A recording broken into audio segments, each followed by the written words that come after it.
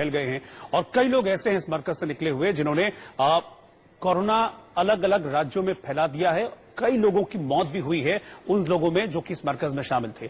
आज किस तरह के हालात हैं, आदित्य नायर की रिपोर्ट देखिए।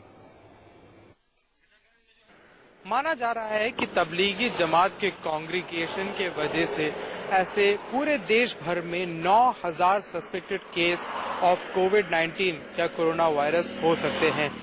एक कांग्रीगेशन जिसे पूरे देश पे 9,000 केसेस शायद करवा दिए हैं, जिसमें से 1300 फॉरेन नेशनल्स हैं।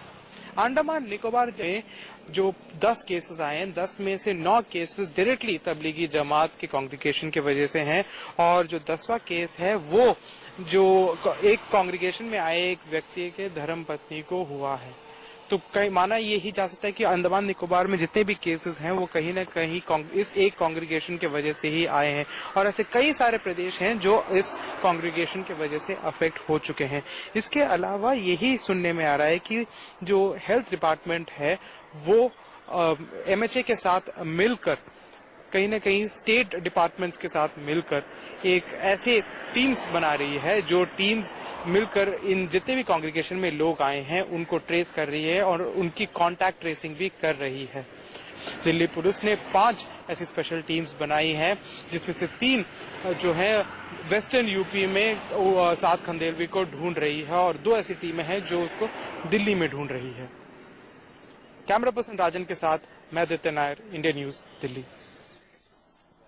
निजामुद्दीन मरकज में तबलीगी जमात में शामिल हुए तमाम लोगों को भले ही बाहर निकाल लिया गया हो, लेकिन अब चिंता का विषय ये बना हुआ है क्योंकि ये तमाम लोग देश के अलग अलग इलाकों में पहुंच चुके हैं।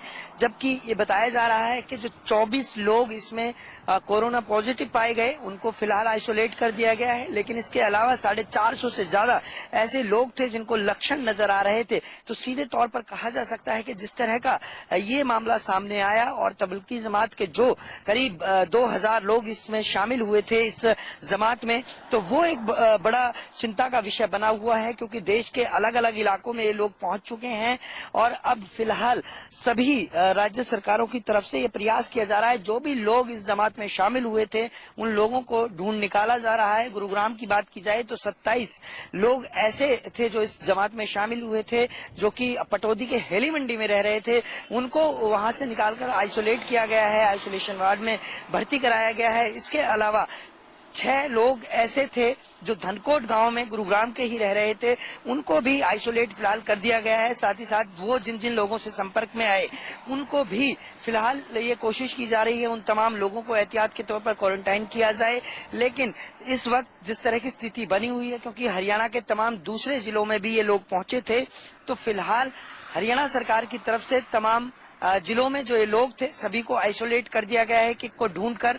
साथ ही साथ मेवात भी चिंता का विषय है और इसी को लेकर सरकार की तरफ से लगातार निर्देश जो जारी किए गए हैं उस पर प्रशासन काम कर रहा है और उन सभी लोगों को जो दिल्ली निजामुद्दीन में जिस जमात में शामिल हुए थे या इनके संपर्क में आए थे उन सभी लोगों को ढूंढ निकाला जा रहा है और सभी को सख्त आदेश दिए हैं यदि कोई भी ऐसा व्यक्ति हो तो तुरंत जिला प्रशासन या पुलिस प्रशासन को जानकारी दे।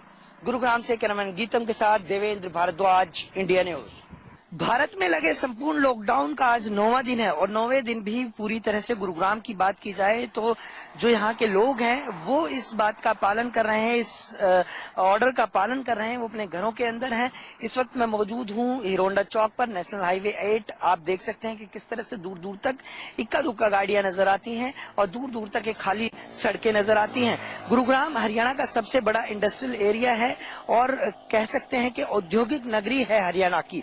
तो सीधे तौर पर लॉकडाउन के दौरान तमाम इंडस्ट्री को भी बंद कर दिया गया था और इस वक्त आप देख सकते हैं कि पूरी तरह से सन्नाटा छाया हुआ है और एक बड़ी बात है क्योंकि जिस तरह से कोरोना वायरस को मात देनी है तो सभी को घर के अंदर रहना होगा, ये महत्वपूर्ण है और इस पर कहीं ना कहीं पालन करते हुए लोग भी नजर आ रहे हैं। लगातार कोरोना वायरस के जो मामले हैं वो बढ़ रहे हैं, लेकिन उनको रोकने के लिए सरकार जिस तरह से संजीदगी से काम कर रही है उस पर असर भी कहीं ना कहीं नजर आता है क्योंकि कोशिश यही है, यही प्रयास है सरकार का भी, प्रशासन का भी, कि कोरोना वायरस को भारत में हराना है, इसको मात देनी है और मात तभी दी जा सकती है जब सभी लोग इसी तरह से, जिस तरह से पिछले 9 दिनों से इस लॉकडाउन का वो पालन कर रहे हैं, इसी तरह से पालन ना करते रहें और सीधे तौर पर कह सकते हैं कि कोरोना वायरस को भारत से आसानी से हराया जा सकता है।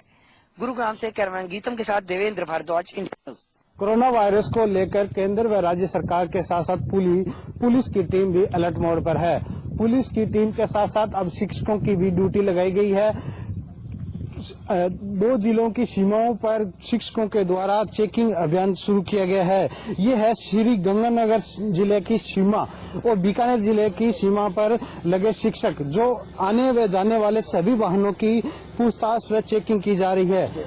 श्री गंगानगर और बीकानेर जिले में सीमा पर पुलिस के साथ साथ अब शिक्षक भी अपनी ड्यूटी देते नजर आ रहे हैं। हमारे साथ यहाँ सर किस प्रकार की आप चेकिंग कर रहे हैं? ये सीमा गंगानगर जिले से बीकानेर जिले में एंट्री करने वालों की क्या क्या जानकारी आप ले रहे हैं?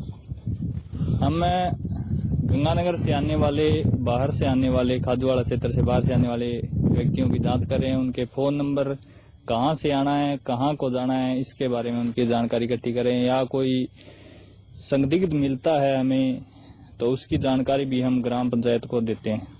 कोरोना योद्धा यानी पुलिस के साथ साथ अब शिक्षक भी कोरोना योद्धा बनते नजर आ रहे हैं। लगातार सीमाओं पर पुलिस और शिक्षक जो तैनात है, लगातार यहाँ पर लोगों को कोरोना वायरस से बचने की जानकारी भी दे रहे हैं, लोगों को बचाव के उपाय भी बता रहे हैं और बाहर से आने वाले लोगों की एंट्री भी कर रहे हैं। लेकिन कोरोना वायरस से बचने के लिए आमजन को जागरूक होना होगा और अपने घरों में रहना होगा। खाजवाला से इंडिया न्यूज के लिए सुरेंद्र मंडा। अभी समूचे देश में लॉकडाउन है और हम बार बार ये कह रहे हैं कि आप घर पर ही रहें। 15 अप्रैल तक आपके लिए जरूरी है कि आप बिल्कुल पॉजिटिविटी से भरे रहें, कुछ नया सीखें, नया करें, बच्चों को समय दें और उनको मम टीवी देखने को कहें। ये टीवी बच्चों को उसी तरह से तैयार करता है जिस तरह से किताबें या इम्तिहान नहीं कर सकते। बच्चों को करना बस ये है कि वो यूट्यूब पर जाएं, मम यानी मम टीवी टाइप करें, आपका चैनल आपके सामने होगा।